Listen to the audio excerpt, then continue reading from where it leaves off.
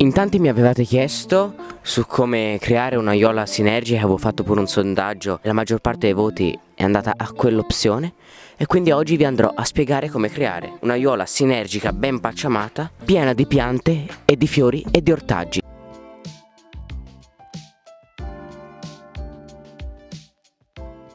Allora, partiamo da questa piccola parte che, come vedete, è ricoperta completamente di pacciamatura. All'inizio guardate com'era brutta.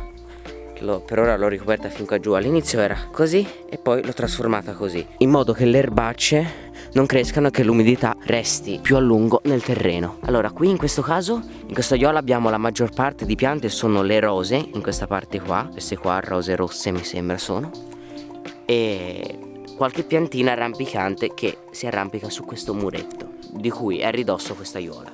Qua, come vedete, ho appena trapiantato qualche giorno fa dei tageti, i fiori molto belli, non so se li conoscete, che con le loro radici allontanano le malattie fungine perché emanano una certa sostanza, e pian piano questa aiuola la sto andando a riempire di piante. All'inizio avevo pensato solo di riempirla di fiori, oltre che in questo caso ci sono già delle salvie molto grandi e molto belle e qualche fava nata qui per rigenerare un pochino l'azoto nel terreno. Ma quest'oggi ho deciso con voi di aggiungere in qualche angolino, oltre che qualche calendula che farà i suoi bellissimi fiori per tutto l'anno, andrò ad aggiungere queste cipolle. Andrò ad aggiungere delle cipolle normali di Tropea a giro, in modo anche da provare se funzionano ad allontanare con il loro puzzo gli afidi delle rose che stanno incominciando ad agire.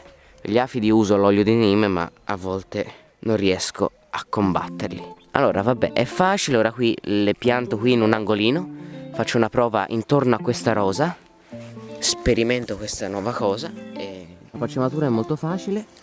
Ogni volta che vedete spuntare qualche piantina nella pacciamatura, mi raccomando, toglietela partendo dalle radici. E ora noi andremo a praticare dei piccoli squarci su questa pacciamatura.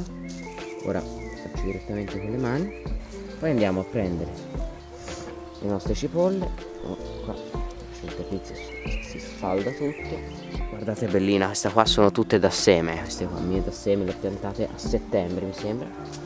E andiamo a innanzitutto un po' lavorare il terreno, lo apriamo e ci infiliamo direttamente la nostra cipolla. Aspettate, ora che mi vicino. Ci infiliamo naturalmente rispettando il colletto della cipolla, cioè non dobbiamo andare più in alto del germoglio, perché sennò essa andrà a marcire e questo marciume provocherà la morte della nostra pianta. E quindi andiamo a ricoprire all'incirca a metà, compattiamo la terra e poi rimettiamo a posto la pacciamatura in modo che rimanga coperta fino appunto al suo germoglio, e questo sarà il risultato finale. Ora lo vado a fare con le altre due piante e poi ci mettiamo la calenda. In teoria le cipolle le potrei mettere in tutto il pezzettino, ma ora voglio provare a vedere se funziona questo esperimento di consociazione per allontanare gli afidi appunto delle rose, e vediamo cosa accadrà.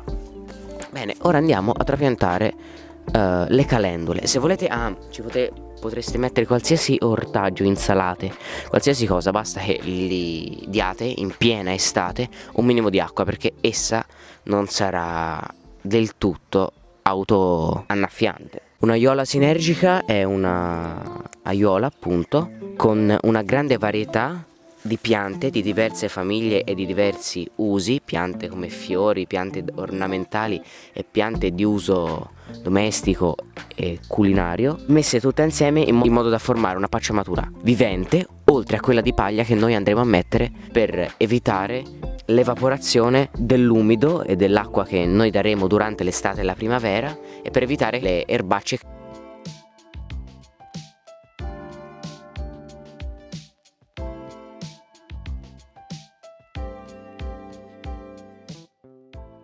Potremo andarci a mettere tanti fiori. Io in particolare, come vi ho detto, ci ho messo il tagete, la calendula, qua ci sono già le rose, le salvie e le fave, e ora andrò a mettere pure diversi ortaggi, tra cui le cipolle, dei fagioli nani e qualche insalatina per provare. Andremo a fare delle consociazioni abbastanza strette in modo da appunto da garantire una pacciamatura vivente a questa aiuola, però non troppo, in modo che né una né l'altra pianta si sovrastino. Per esempio non andrò a mettere delle piante sotto le rose, perché le rose andranno durante l'estate a espandersi e quindi le andrò a mettere più distanti.